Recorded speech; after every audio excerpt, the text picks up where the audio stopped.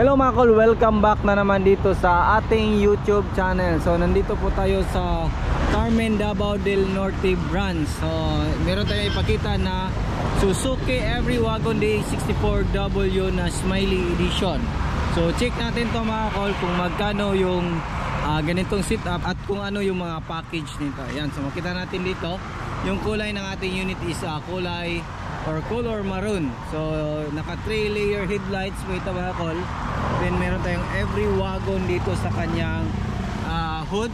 Ayan, so Suzuki emblem, then smiley grills. So meron din tayong nilagay dito na steel bumper. So ito yung design na napili ng ating customer. So meron tayong fog lamp dyan. So fully tinted po yung ating unit mga kol. Ayan, so Luro po itong unit na to. So meron siyang chrome side mirror with lights po ito. Ayan, so meron tayong fender light. Then naka 14 inches Japan original na mag wheel. So lifted po ito ng 2 inches. So makita natin malaki na po yung kanyang wheel box dito mga kol. Ayan, so fully undercut yung ating unit. Ayan, so meron tayong nilagay na ilaw sa ilalim. So yung ilaw na yan based sa request ng ating customer. So kompleto po siya sa rain visor. Ayan, so meron siyang top load carrier gutter type. Yan. So dito makita natin naka brake drum. So meron din siyang lift up kit natin. So yung lift up kit na gamit natin is bakal po yan mga kol. Ayun, so dito naman tayo sa likuran ng ating unit. So makita natin mga kol, meron siyang ladder. So ito yung request ng ating customer na lagyan ng ladder yung kanyang unit. So meron din tayong original na spoiler sa taas. Then meron tayong third light dyan. Ayan. So makita din natin dito na buo yung kanyang backlash. So basta DE64W, ganyan na po yung kanyang backlash mga kol. Ayan, so nakatayo na po yung T-light. Then makita natin dito meron siyang stepboard sa likuran. Meron siyang dalawang camera dito. Ito yung camera natin. Meron tayong every wagon na emblem. Ayan. So dito naman sa likuran ng ating unit, meron tayong third set. Left and right po yung third set natin. So yan po yung gusto ng ating customer. Then dito makita natin yung ating mating is brand new. Meron tayong mini fan dyan. So dalawang mini fan. So dito sa likuran din, dun sa harap. Ayan. So bago na din yung ceiling natin. So black felt po yung gamit natin dito. Ayan. So dito naman tayo. So single power slide. Power slide po yung left side natin mga kol. Ayan. So makita natin dito. Yan po yung design na napili ng ating customer sa kanya seat cover. So brand new na din yung cover dyan. Ayan, so meron tayong armrest dito.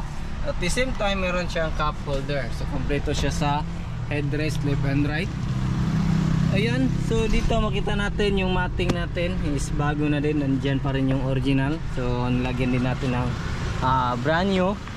Then dito makita natin yung ating jack at saka tie rings. Then dito yung ating riser. So makita natin mga kol is naka-cover siya ng plastic. Lahat ng DE64W is naka-cover po siya ng plastic dito sa gilid. Yan, so dito naman tayo. Ayan, so dito yung main switch natin.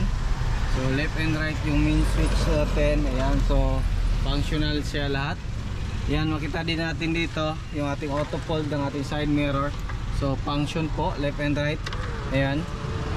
So dito yung ating retract. Ayan, so functional lahat. Taas and baba. Sa kabila, left and right, taas and baba. So nagpa-function po sila lahat. So naka-under po yung makina natin. Makita natin ito yung RPM natin. So yung kanyang temperature. So meron tayong digital temperature gauge dito mga. So ito yung temperature natin na digital. Yung RPM natin din dito. Sa original niya is ito yung RPM analog, then speedometer natin, then dito yung gas natin, then yung ating park reverse neutral drive dito. So yan, so sa parking brake pedal makita natin naka 7 inches touchscreen stereo with reverse camera po yan mga kol. So meron din tayong dashcam dito na nilagay. Ayan, so dito yung fog lamp switch natin, power slide switch natin, yung press lang natin yan mga kol. Ayan, so gana siya. Yan, long press natin. Ayan. So gana. So dito makita natin yung ating parking brake pedal. brake pedal din yung ating accelerator pedal. So atras natin, then open natin dito, ito natin, ayan. So ito naman yung makina natin. So yung makina natin mga kol is K6A engine, 12 valve, naka timing chain, 660cc. Meron itong maximum power na 64 horsepower at 6,500 rpm. Then meron itong maximum torque na 103 newton meter at 3,500 rpm. So ito yung kanya PCV valve, yung turbo natin, yung injector natin yung dyan.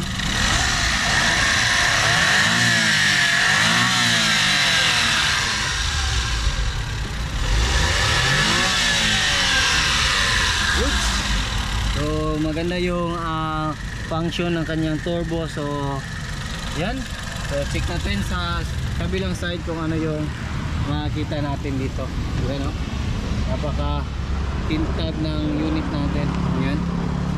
So yung gamit pala natin na pintura mga kol is Ansal urethane paint yung gamit natin. Ayan.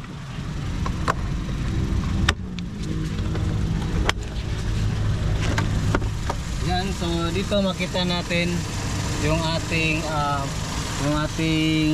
intake manifold. Ayan, so yung alternator natin, aircon compressor, din yung ating ito yung ating throttle body, map sensor, TP sensor, din yung ating IECB valve, then ito yung ating oil gauge. Ayan, so bagong change oil po ito mga kol. So ito yung ating ATF, din yung ating air filter housing, main fuse box, din yung ating ECU nandito. Ayan, so check naman natin yung ating cooling system dito sa ating hood. Yan.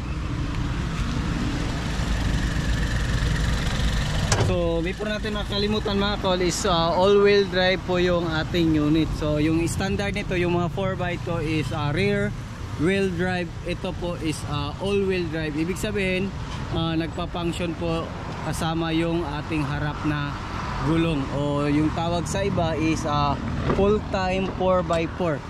Ayan, so ito yung full-time 4x4 kasi yung mga mayroong switch, yan po yung tinatawag na part-time 4x4. Ayan, so dito makita natin yung ating coolant reservoir. Ayan, so coolant po yung pwede natin ilagay dito. So coolant, mas maganda yung coolant. Then dito yung ating relay sa ating lubim. Then ito yung ating brake fluid reservoir. Then ito yung ating radiator cap. Then ito yung ating windshield washer reservoir. So dito naman yung ating wiper motor. Ayan, so yan po yung wiper motor natin. Then ito yung washer motor natin sa likuran, din yung sa harap natin. Ayan, so yan po yung gawa natin. So makita natin kung meron kayong mga DE, so compare nyo po kung pare-pareho ba tayo ng gawa. Ayan, so yan po yung unit natin. So yung presyo nito is umabot po siya ng 375,000 all in, kasama yung mga upgrade sa ating unit. So makita natin, yan po yung sit up natin lahat. Ayan, so meron siyang mga mini fan. So based sa request ng ating customer. So dashcam, 9 inches under stereo with reverse camera, yung ating digital temperature gauge, naka lift up po 14 inches Japan original magwes. Meron siyang top load carrier. So meron siyang front and rear bumper. Ayan, so meron siyang ladder. So ulitin ko po, yung presyo is umabot po siya ng 375,000 all in. So yan lang muna yung ating vlog for today. Maraming salamat po sa inyong patuloy na pagsubaybay. So yung location namin dito, so Barangay Santo Niño, Carmen, Davao del Norte mga ko. So makita nyo yung COL ng Carmen dyan is dito yung shop natin. So makita nyo meron tayong signage na Dudong Lagan Auto Parts and Auto Trading. So yan lang muna yung ating vlog for today. Maraming salamat po sa patuloy na pagsubaybay. Sa bago lang sa ating channel, don't forget to like, share and subscribe, and click na rin yung notification bell para updated kayo sa mga next video uploads kayo. Ingat po mga kol, and bye bye. God bless po sa rin.